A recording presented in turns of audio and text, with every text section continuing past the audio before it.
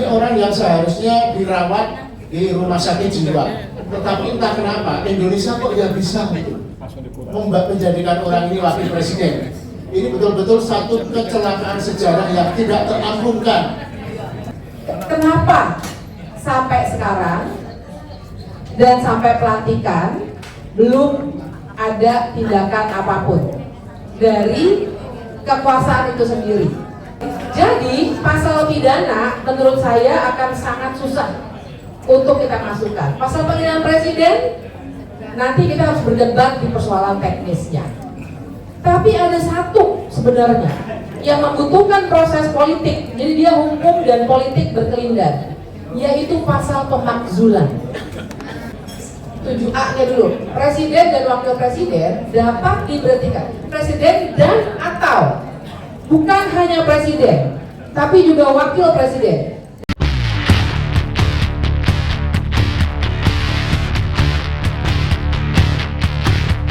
Fitri sebagai pakar hukum adalah apakah dalam perspektif saya ini sebenarnya dia masuk wilayah pelanggaran etika ya. Jadi pelanggaran orang yang tidak punya kesadaran etika yang sebagai orang normal. Ini orang sakit.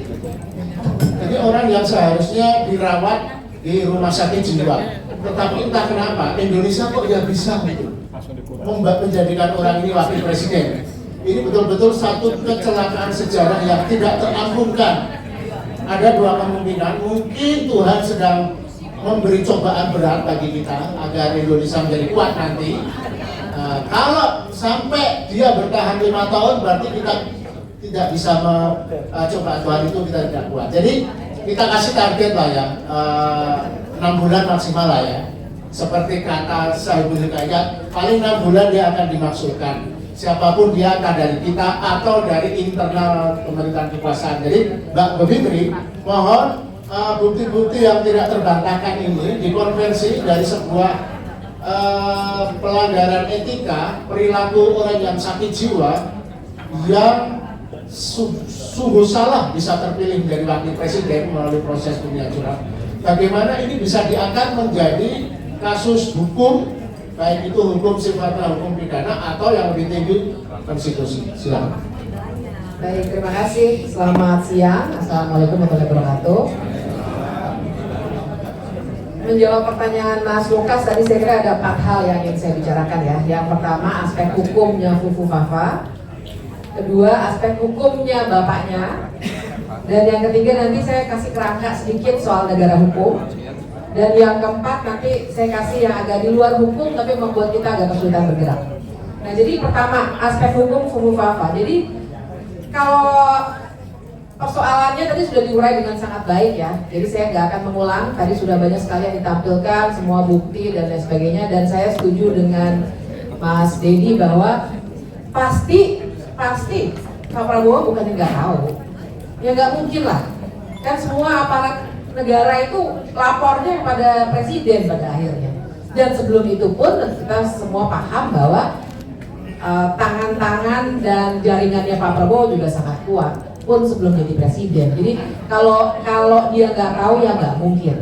Nah, jadi pertanyaannya adalah kenapa sampai sekarang dan sampai pelantikan belum ada tindakan apapun dari kekuasaan itu sendiri.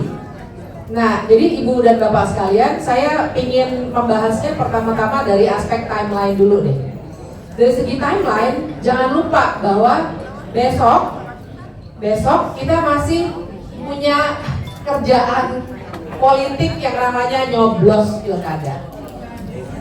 Dan kita semua tahu pilkada ini juga luar biasa, nggak kaleng-kaleng. Ini semua, maksud saya, pilkada serentak yang luar biasa banyak dan sangat kelihatan tuh antara yang didukung oleh kekuasaan, bahkan kalau saya hobinya sambil jogging tuh dengerin bocor alus ya. Jadi saya dengar bocor alus yang Sabtu kemarin tuh ada acara di mana ada yang ke Solo lah gitu berkonsultasi, dan kemudian setelah itu sampai ada yang sudah beredar ya surat, bayangkan sudah nggak malu-malu bahkan untuk mengeluarkan surat resmi pakai kop, walaupun kopnya bukan gambar Garuda tapi nama, tapi kan artinya ada yang memang sedang betul-betul dipertaruhkan paling tidak sampai besok atau sampai semua kepala daerah selesai urusannya, bahkan di Mahkamah Konstitusi.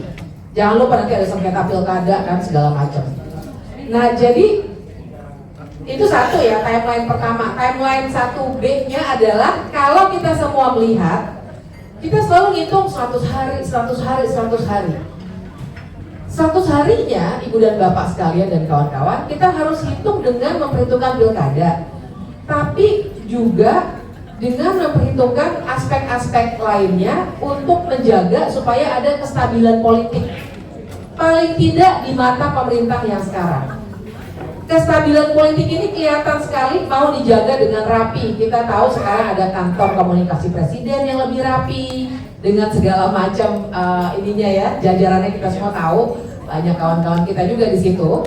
Jadi ingin dijaga betul, dan teman-teman dan ibu bapak ingat bahwa ada laporan juga bahwa ada permintaan misalnya kepada Komnas HAM, paling tidak itulah yang diberitakan oleh Tempo, meminta supaya kasusnya Cak Munir itu jangan diapa-apain dulu paling tidak sampai 100 hari.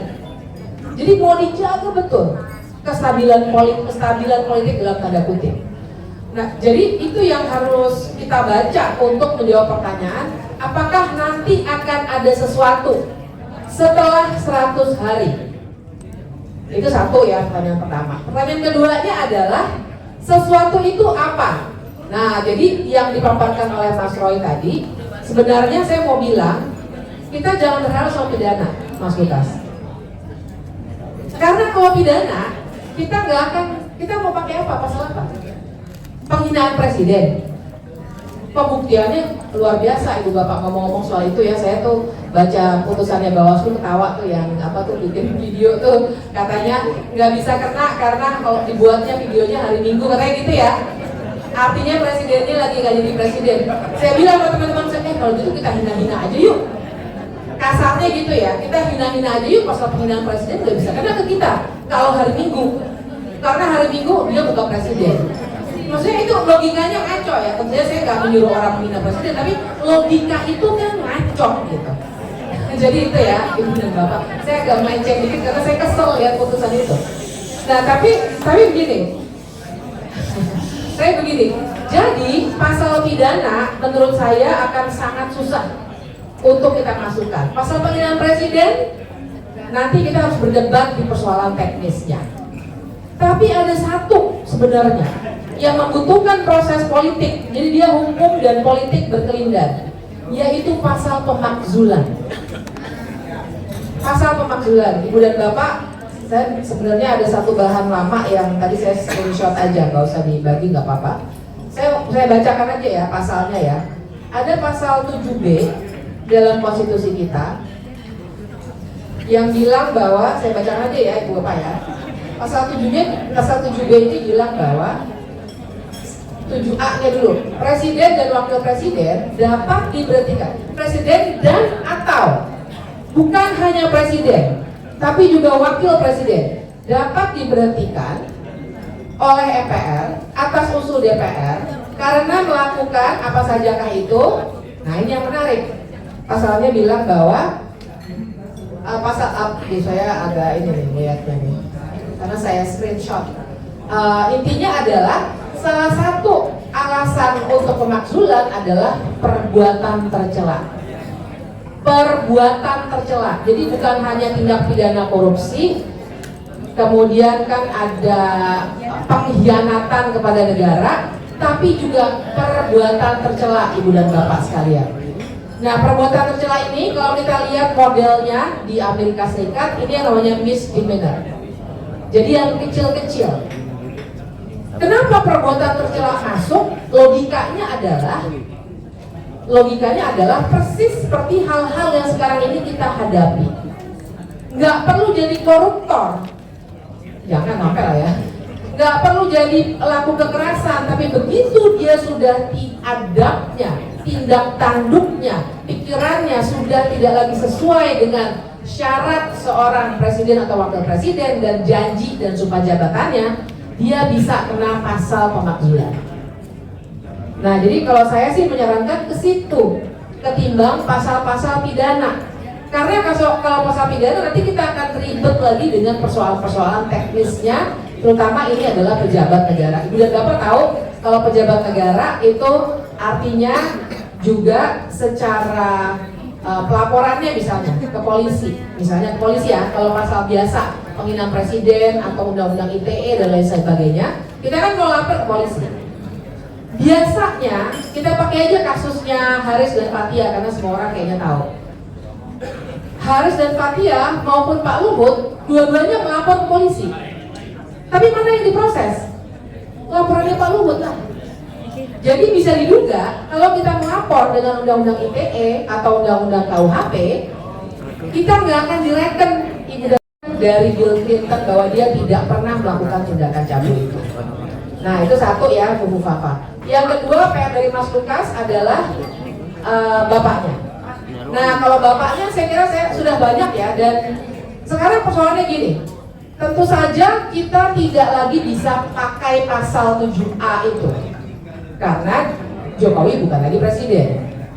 Nah tapi saya harus bilang kalau dia sudah tidak lagi jadi presiden, maka sesungguhnya hukum pidana maupun perdata bisa berlaku terhadap seseorang siapapun dia. Ibu dan Bapak jangan pernah lupa bahwa Soeharto sebenarnya perdata dia satu kalah, Yayasan Sumber Semar satu kalah. Pidananya sebenarnya jalan, tapi di stop waktu itu oleh Jaksa Agung.